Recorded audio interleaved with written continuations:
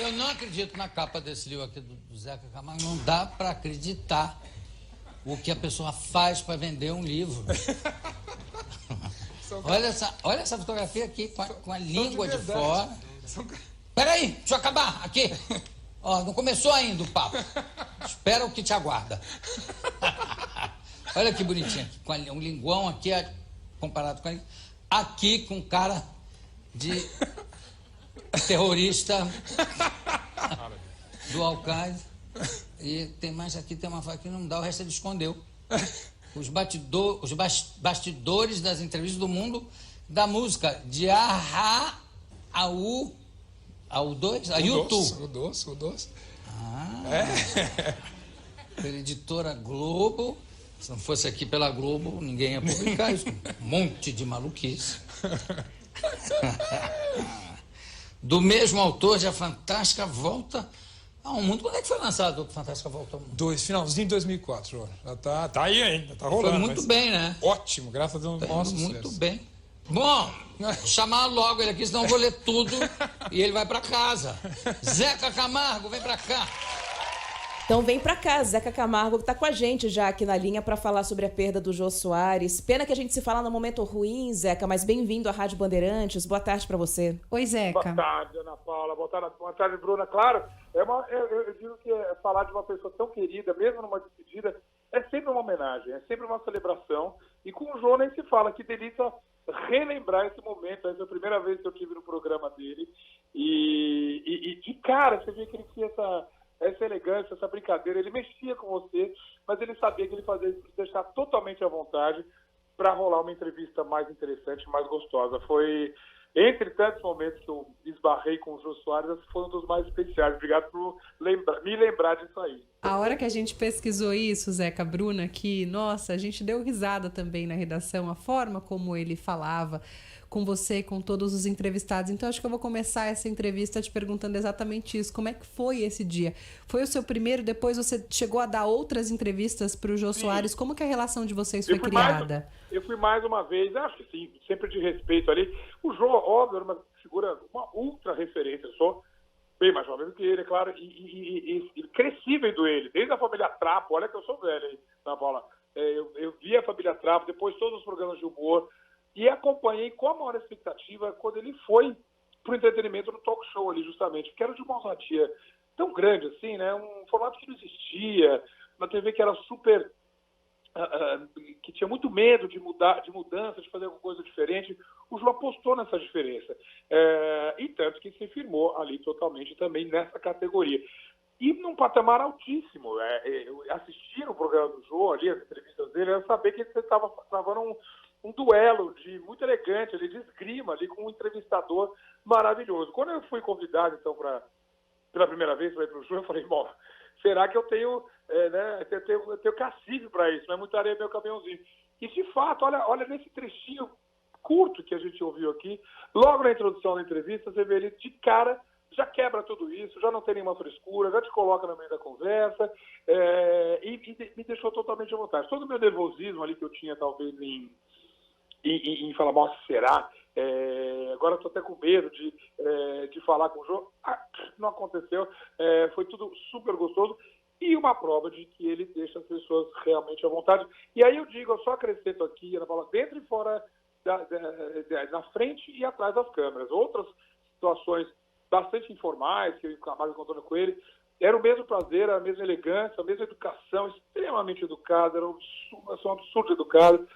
Então, era um homem realmente que não havia encontro ruim. Todos os encontros, todas as esbarradas, todas as situações eram sempre prazerosas e eram sempre enriquecedoras. Era um cara incrível, que mesmo na perda, eu falo com carinho e falo como uma celebração, como eu disse no começo. Exato. Sabe que a gente estava falando sobre isso no comecinho aqui do programa, Zeca, porque a gente foi atrás de arquivos, trechos de entrevista, a gente até estava ouvindo aqui a entrevista, aquela delícia que é o papo dele com a Lolita, com a Nair Belo, com a Hebe. É uma entrevista maravilhosa e ele mal consegue entrevistar as três, né? Porque elas também são figuraças, né? E a gente lembra do Jô com alegria. A gente lembra dele querendo rir, apesar de ser um dia triste, porque dias de morte, dias de despedida são sempre muito ruins, né? Claro, Será que claro. esse é o maior legado do Jô? O que você destacaria como o maior legado, maior lembrança que a gente vai ter dele? Eu acho que essa curiosidade, ele tinha uma curiosidade infinita, né? Acho que desde pequeno ele estudou muito, falava línguas, viajou por tudo, música nem se fala, literatura, chegou a escrever os livros incríveis. E eu acho que isso tudo a pessoa, acho que as pessoas que eu admiro, sobretudo em televisão, sobretudo nas reportagens ou no entretenimento, são pessoas curiosas, né? Que vão muito além daquela pauta. Vocês, obviamente, a gente está no papo aqui que vai muito além do que vocês pesquisaram aqui. A gente tem curiosidade das pessoas. Isso aí, eu acho que é um legado do Jô. Pegar uma pessoa que está ali, que muitas vezes era desconhecida, vocês lembram bem, não eram só celebridades, figuras políticas, atletas, que passavam pelo sofá do Jô. Às vezes a produção dele, brilhantemente, escolhia uma pessoa que tinha uma história engraçada e vivia no interior do Ceará. E levava para lá e aquilo se transformava na grande entrevista da noite, se não da semana toda, com o Jô Soares. E aí era uma coisa mágica, né? Eu uso essa palavra com muita parcimônia, mas o Jô tinha o dom de se interessar pela vida daquela pessoa e transmitir isso para o público. Eu falo que ele era generoso até nessa curiosidade.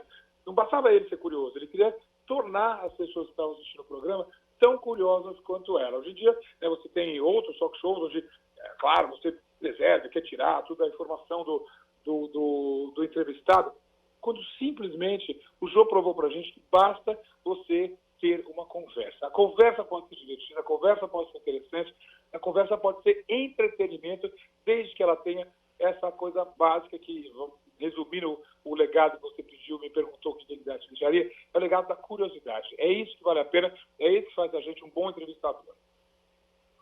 Zeca, qual que foi o seu último contato com o Jô? A última vez que você conversou com ele, como é que ele estava?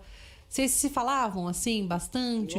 Não, bastante. Não chegava assim. Não. O Jô, que inveja que eu digo quem foi de um círculo íntimo do Jô ali, porque essa convivência frequente seria um grande prazer. Fui algumas vezes lá, um aniversário, uma coisa assim, uma festa. O Jô, como um bom, além do que ele era um bom anfitrião, ele variava as turmas, tinha sempre gente de tudo quanto era representatividade, vamos dizer assim, tudo quanto era área na casa dele. Então, ele era um grande anfitrião também.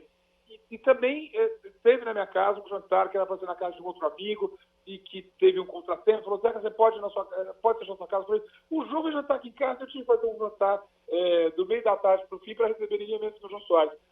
E isso faz pouco tempo, mas veja, eu pessoalmente não o vi certamente desde um pouco antes da pandemia. Então tem muito tempo.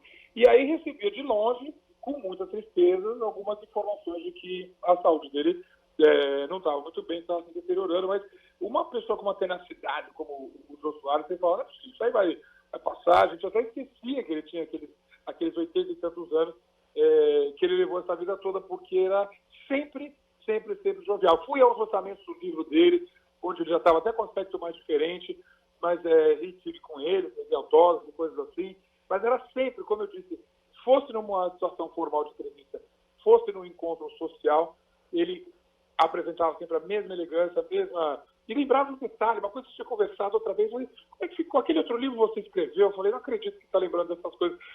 Como se o Jô não tivesse tanta coisa para pensar na cabeça dele. Ele se lembrava de uma coisa que você disse 3 anos atrás numa entrevista, ou seja, essa generosidade, essa inteligência, sobretudo, e o bom humor desse cara que a gente perdeu. Grande cara. Sabe que eu estava ouvindo uma das várias entrevistas que a gente fez aqui no Grupo Bandeirantes com o Fábio Porchat, né? Que atribui a carreira dele ao espaço que o Jô deu no programa dele. Eles se amavam. E ele, inclusive, falou uma frase do Jô que eu fiquei muito marcada, Zeca, queria que você comentasse ela. Ele falou assim, o programa do Jô era o YouTube daquela época. Era onde você queria aparecer para fazer a sua carreira. Era bem isso, né? Ele levou isso até o final do programa. Eu falei isso hoje de manhã acho que é com a Carla Bigato. Isso, na Band News também. E na Band News também. E eu falei, é incrível que hoje em dia a gente sai atrás de entrevistado, para que ele fala com a gente. No Jô era o contrário, você brigava para estar no programa dele, você queria muito, a honra era nossa de participar. E justamente por isso, essa referência que o Porchat fala, é fortíssima, é onde você queria passar, é o que te dava clique, se é que tinha clique nessa época, né? É o que te dava audiência, passar por lá e veja, ele era também generoso com a classe artística, escritores, poetas, músicos, musicistas, atores, atrizes, diretores de cinema, todo mundo passava por lá, coreógrafos, bailarinos, eu mesmo, ele fez dançar uma vez que eu fui lá, de brincadeira, ele seduzia qualquer um, fazer o que quisesse ali naquele palco. Isso tudo tem a ver com essa grande... Ele era um centro gravitacional, acho que o Porchat talvez deve dizer isso com relação a essa presença, como era importante estar lá. E você lembrou disso aí, dessa relação, e de fato eles se amavam muito. Eu lembro do encontro e do Porchat contando como é que o Jô inspirou ele a fazer essas coisas todas. E o Porchat teve uma incursão bacana, inclusive, pelo talk show também, certamente inspirada pelo Jô. Mas, como eu disse, desde o começo, o patamar que o Jô colocou era tão alto que a gente ficava muito falando, como é que eu vou fazer, né? Eu tenho um exemplo que é o Jô Soares. Eu posso, no mínimo, fazer igual, mas eu não superar é muito difícil. Ele ainda tem eu brinco, essa sombra, mas eu falo de uma maneira muito carinhosa, porque ele jogou na televisão inteira. A régua, né? Ele deixou a régua alta. Altíssima. O sarrafo estava lá nas alturas, totalmente. E isso é um legado que a gente deve honrar e eventualmente superar, e sempre que superar, fala assim, mas eu superei, eu pulei mais alto porque tive um cara que pulou até aqui chamado Jô Soares. É isso. Zeca, obrigada por estar aqui conosco, por abrir o Bora Brasil aqui. Pena que num momento triste, num dia triste, mas também relembrando, né, o legado que Jô Soares deixou. Você lembrou bem. É de celebração de uma mente brilhante. Isso, sem dúvida, Ana Paula. Super obrigado. Beijo pra Bruna, beijo pra você também. E nos falamos. Volte mais vezes, Zeca. Até mais, tchau, viu? Tchau, tchau. Até mais.